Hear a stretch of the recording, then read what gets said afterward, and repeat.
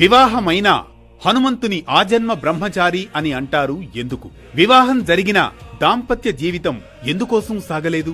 ఈ రెండు వైరుధ్యాల నడుమ నిగూఢమైన సత్యమేంటో ఆంజనేయుని జీవన రహస్యాలను తెలియజేసే అనగనగాలోని నేటి కథనమే వివాహమైన ఆంజనేయుడు ఆజన్మ బ్రహ్మచార.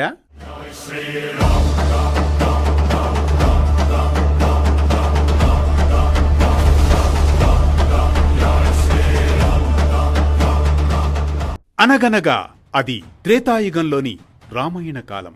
అపార శక్తి, అంతులేని జ్ఞానం, అపూర్వ భక్తి కలిగిన మహావీరుడు శ్రీ ఆంజనేయ స్వామి. ఆయన జీవితం దివ్య రహస్యాలతో నిండి ఉంటుంది.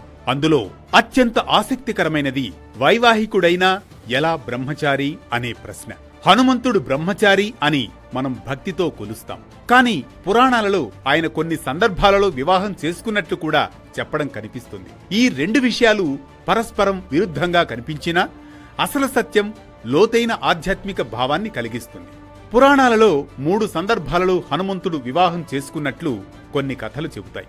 ఒక్కసారి సువర్చలతో, మరోసారి అంజనమాత కోరికపై, మరికొన్ని ప్రాంతాల్లో బ్రహ్మచారి రూపాన్ని విడచి స్వామి దివ్య రూపంతో ఉన్నప్పుడు చేసిన దైవ వివాహం అని.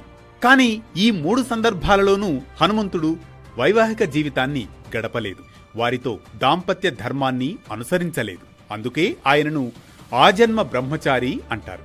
అలనాడు వానరులంతా ఒక్కసారి హనుమంతుణ్ణి ఆశ్చర్యంగా చూస్తూ అడిగారు, ప్రభూ, మీరు వివాహం చేసుకున్నారని అంటున్నారు, కాని మీరు ఎందుకు బ్రహ్మచారిగా పూజింపబడుతున్నారు అని వానరుల ప్రశ్న.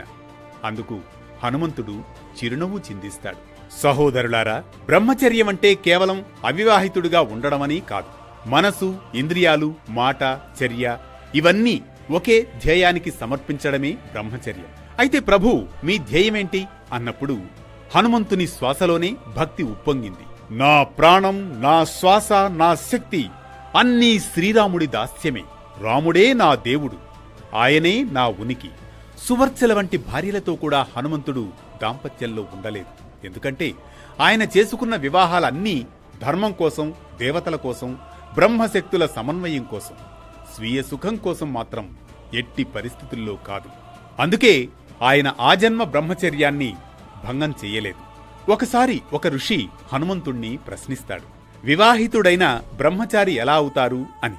అప్పుడు హనుమంతుడు ఈ విధంగా సమాధానమిస్తాడు, వైవాహిక బంధం శరీరానికి, బ్రహ్మచర్య వ్రతం ఆత్మకు.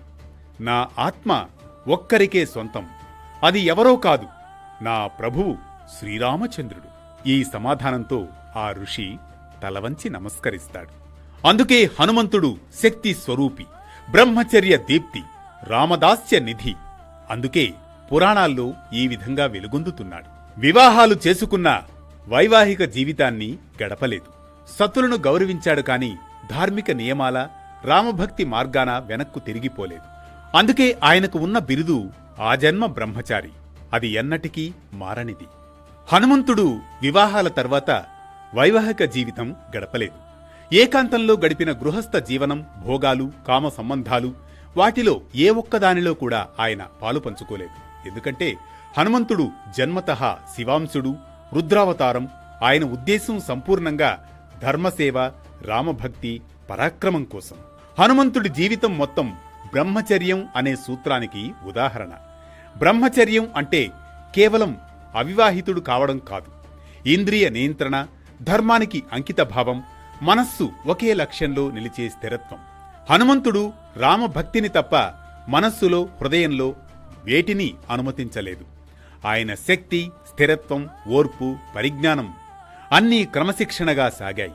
శాస్త్రాలు చెబుతున్నట్లుగా హనుమంతుడు ఆజన్మ బ్రహ్మచారి అని పిలువబడ్డానికి ప్రధాన కారణం ఇదే. వివాహం జరిగినా భోగం జరగలేదు, సంబంధం ఉన్నా ఇంద్రియాల ఆధీనత లేదు. శరీరం భౌతికంగా ప్రపంచంలో ఉన్న మనస్సు పూర్తిగా రాముని సేవలోనే ఉండేది. అందుకే ఆయన్ని ఆజన్మ బ్రహ్మచారి, సంకల్ప సిద్ధుడైన వాయుపుత్రుడు, దేవ విగ్రహం అయిన రామదాసుడు అని పిలుస్తారు. ఈ రహస్యం మనకు తెలియజేసేది ఒక్కటే, ఎవరి జీవితంలో ఏ కర్మలు జరిగినా మనస్సు ఎవరి కోసం, ఏ ధర్మం కోసం అంకితమైందో అదే వ్యక్తి యొక్క నిజమైన స్వరూపాన్ని నిర్ధారిస్తుంది. హనుమంతుడి జీవితం బ్రహ్మచర్యం, భక్తి, నియమం, ఎలాంటి శక్తినిచ్చేదో ప్రపంచానికి చూపించిన మహాదృష్టాంతం. ఇది వివాహమైన ఆంజనేయుడు ఆజన్మ బ్రహ్మచార.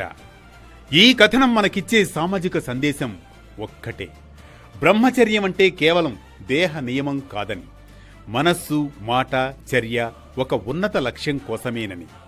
ఇప్పటి వేగవంతమైన ప్రపంచంలో మనం ఏ రంగంలో ఉన్నా హనుమంతుడిలా ఏకాగ్రత, నియమం, నమ్మకం ఉంటే సాధించలేనిది ఏదీ లేదని, మన శక్తి వృధా కాకుండా లక్ష్యానికే వినియోగించాలని. ఇవే నేటి సమాజానికి హనుమంతుని సందేశమని.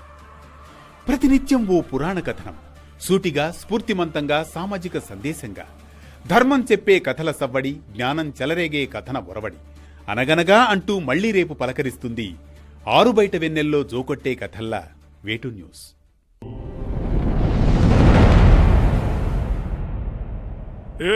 శ్రీ